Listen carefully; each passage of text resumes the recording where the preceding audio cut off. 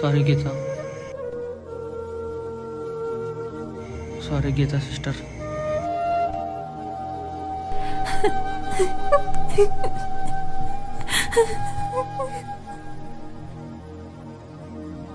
రే, ఇలా ఆడపిల్లల జీవితాలతో ఆడుకోవద్దు.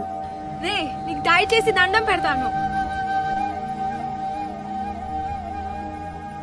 చాలా థ్యాంక్స్ విక్రమ్. ఇన్ని రోజులు మిమ్మల్ని బ్యాడ్ బాయ్స్ లోనే చూసారు, ఇప్పుడు అనిపించుకున్నారు గుడ్ బాయ్స్ అని. చాలా థ్యాంక్స్ అందరికీ.